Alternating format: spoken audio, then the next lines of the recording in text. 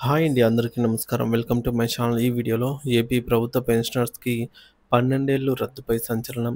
దీనికి సంబంధించిన పూర్తి తాజా సమాచారాన్ని వీడియోలో తెలుసుకుందాము. వీడియో అయితే ఎక్కడే గాని స్కిప్ చేయకుండా ఎండ్ వరకు చూసేయండి. అప్పుడే ఇన్ఫర్మేషన్ పూర్తిగా అర్థమవుతుంది. అలాగే వీడియో చూస్తున్న ప్రతి ఒక్కరు వీడియోకి లైక్ చేయండి ఫ్రెండ్స్. వీడియోని తోటి ఉద్యోగ పెన్షన్ మిత్రులతో అయితే షేర్ చేయండి. కొత్తగా మన ఛానల్ చూస్తున్నారు ఇంకెవరైనా సబ్స్క్రైబ్ చేసుకోకుంటే వెంటనే మన ఛానల్‌ని సబ్స్క్రైబ్ చేసుకోండి. దీని ద్వారా నేను చేసే లేటెస్ట్ వీడియోస్ అన్నీ మీ వరకు రీచ్ అవుతాయి. ఇక ఆలస్యం చేయకుండా వివరాల్లోకైతే వెళ్ళిపోదాము. ఫ్రెండ్స్ ఇక విషయానికి వచ్చినట్లయితే పెన్షన్ కమ్యుటేషన్ 15 ఏళ్ల రికవరీపై పునరాలోచన, వాస్తవాలు మరియు వాదనలు. దేశవ్యాప్తంగా ఉన్న లక్షలాది మంది పదవీ విరమణ పొందిన ఉద్యోగులు, పెన్షనర్లు ఎంతో కాలంగా ఎదురు చూస్తున్న ఒక కీలకమైన సంస్కరణపై మళ్ళీ ఊపందుకుంది. పెన్షన్ కమ్యుటేషన్ పునరుద్ధరణ కాల పరిమితిని 15 సంవత్సరాల నుంచి 12 సంవత్సరాలకు తగ్గించే ప్రతిపాదన ప్రభుత్వ పరిశీలనలో ఉంది. ఈ నిర్ణయం అమలైతే దేశవ్యాప్తంగా సుమారు 65 లక్షల మంది పెన్షనర్లకు గణనీయమైన ఆర్థిక భద్రత చేకూరుతుంది. ఈ నేపథ్యంలో అసలు ఈ ప్రతిపాదన ఏమిటి? దాని వెనుక ఉన్న వాదనలు మరియు ప్రతిపాదనలు ఏంటనేది వివరంగా పరిశీలిద్దాము. అసలు కమ్యుటేషన్ అంటే ఏమిటి? ప్రభుత్వ ఉద్యోగి పదవీ విరమణ చేసేటప్పుడు వారికి ప్రతి నెల పెన్షన్ వస్తుంది.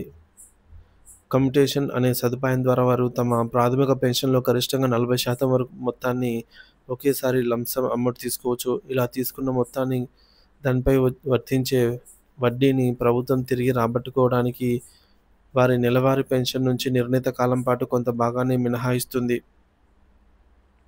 ప్రస్తుత విధానం రికవరీ కాల పరిమితి 15 సంవత్సరాలుగా ఉంది. అంటే 180 నెలలు. ఈ కాలం ముగిశాక పెన్షన్‌లో కోత ఆగిపోయి పూర్తి పెన్షన్ పునరుద్ధరించబడుతుంది.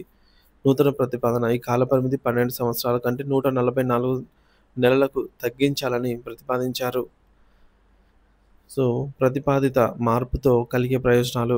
ఈ మార్పు అమలైతే పెన్షనర్లకు అనేక విధాలుగా మేలు జరుగుతుంది.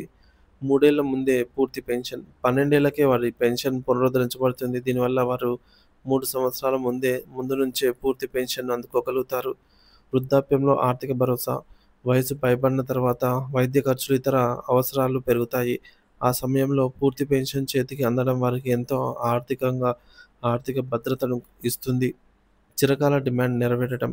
ఐదో వేతన సంఘం సిఫార్సు చేసినటువంటి మార్పు కోసం పెన్షనర్ల సంఘాలు దశాబ్దాలుగా అయితే పోరాడుతూనే ఉన్నాయి. ప్రభుత్వ వాదన 15 ఏళ్ళు ఎందుకు? ప్రభుత్వ వాదన వర్సెస్ 15 ఏళ్ళు ఎందుకు?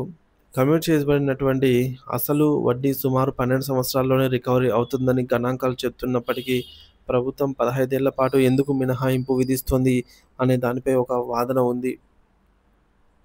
ప్రభుత్వం ప్రకారంగా చూసుకుంటే కమ్యుటేషన్ తీసుకున్న పెన్షనర్స్ అందరూ 15 ఏళ్ల పాటు జీవించి ఉండరు. కొంతమంది రికవరీ కాలం పూర్తి కాకముందే మరణిస్తారు. సర్వీస్ పెన్షనర్ మరణించిన వెంటనే వారి నుంచి కమ్యుటేషన్ రికవరీ అనేది ఆగిపోతుంది. ఈ విధంగా మధ్యలో ఆగిపోయిన రికవరీల వల్ల ప్రభుత్వ ఖజానాకు నష్టం వస్తుంది. ఈ నష్టాన్ని భర్తీ చేయడానికి జీవించి ఉన్న మిగతా పెన్షనర్ల నుంచి అదనంగా 3 సంవత్సరాల పాటు రికవరీ చేస్తున్నామని ప్రభుత్వం వాదిస్తోంది. అంటే కొందరి వల్ల వచ్చే నష్టాన్ని అందరి నుంచి భర్తీ చేసుకునే విధానమే ఇది. మరి పెన్షనర్ల వాదన 12 ఏళ్లే సమంజసం.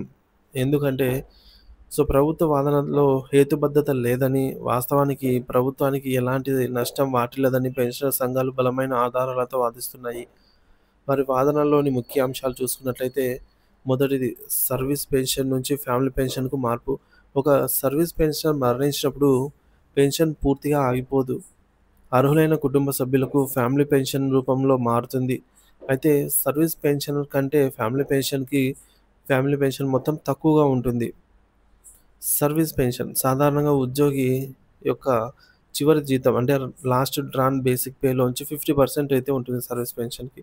అదే ఫ్యామిలీ పెన్షన్ విషయానికి వచ్చినట్లయితే చివరి లాస్ట్ డ్రాన్ బేసిక్ పేలో చివరి జీతంలో 30% మాత్రమే ఉంటుంది.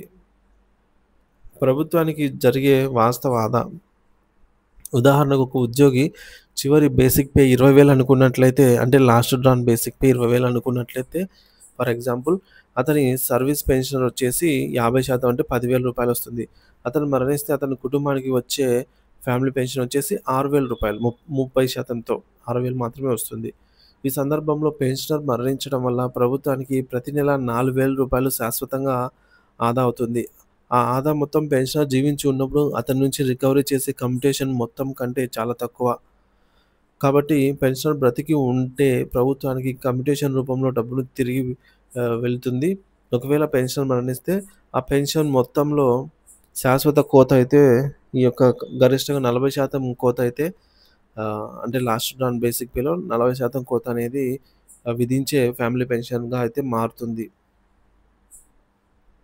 సో, దీని ద్వారా అంతకంటే ఎక్కువ ఆదాయం చేసుకుంటుంది కాబట్టి ఈ విధంగా వాదన అయితే ఉందన్నమాట పెన్షనర్స్ తరపు నుంచి. ఇంకా డీఆర్‌లో ఆదా.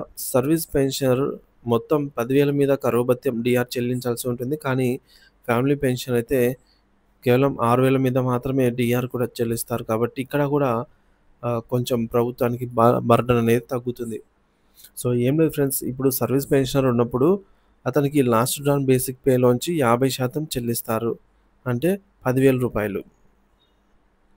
అదే సర్వీస్ పెన్షనర్ సీవీపీ కమ్యుటేషన్ మధ్యలోనే మరణించినట్లయితే 10 సంవత్సరాలు కట్టారనుకుందాము. ఇంకా మిగిలిన ఆహ్, కొద్ది రోజులు కొన్ని సంవత్సరాలు 2 సంవత్సరాలు కట్టలేదనుకుందాము. సో, అప్పుడు ఆ 2 సంవత్సరాలు గాను ఈ యొక్క ఫ్యామిలీ పెన్షన్ కన్వర్ట్ అయిపోతుంది కాబట్టి ఇది మొత్తం తగ్గిపోతుందనమాట. 30% అంటే 6,000 మాత్రమే వస్తుంది. సో, ఇక్కడ కమ్యూట్ చేసిన గరిష్టంగా కమ్యూట్ ఎంత చేయొచ్చంటే 10,000లో 40% అంటే 4,000 మాత్రమే కమ్యూట్ చేయవచ్చు. సో, ఇక్కడ తగ్గిపోయిందెంత? సో, రూ. 4,000. సో, ఇది శాశ్వతంగా ఈ అమౌంట్ అనేది తగ్గిపోతుంది. పెన్షనర్ బ్రతికి ఉన్నా కూడా 6,000 వస్తుంది.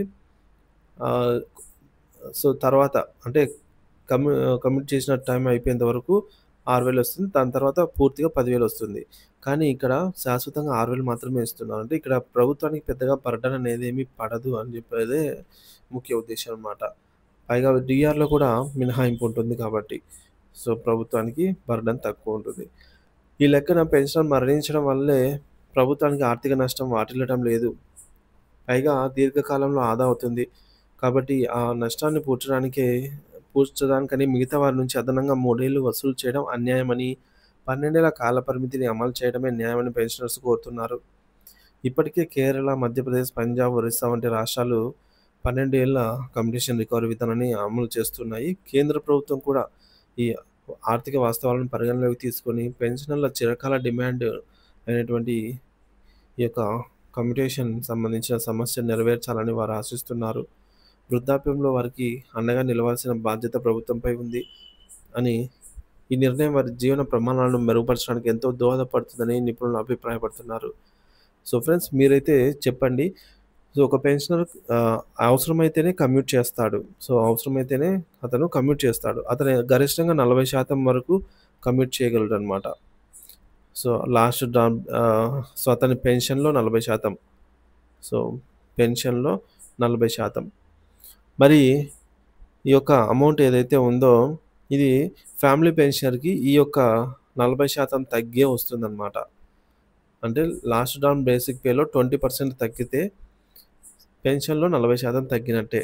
సో, కాబట్టి ఫ్యామిలీ పెన్షనర్‌కి ఈ యొక్క పెన్షన్‌లో సమ్ వాల్యూ 10,000 అనుకుంటే ఫ్యామిలీ పెన్షన్‌కి 6,000 వస్తుంది. సో, ఇక్కడ ప్రభుత్వం పైన బర్డెన్ అనేది మనకు ప్రాక్టికల్‌గా కనిపించడం లేదు. సో, మరి దీనిపై మళ్ళీ ఒకసారి పునరాలోచించి ఈ యొక్క మిగతా రాష్ట్రాలు ఏవైతే కేరళ, మధ్యప్రదేశ్, పంజాబ్, ఒరిస్సా వంటి రాష్ట్రాల మాదిరిగా ఆలోచించి పునరాలోచన చేసి మంచి నిర్ణయం తీసుకొని పెన్షనర్స్‌కి మేలు చేయాలనైతే ఆశిద్దాం.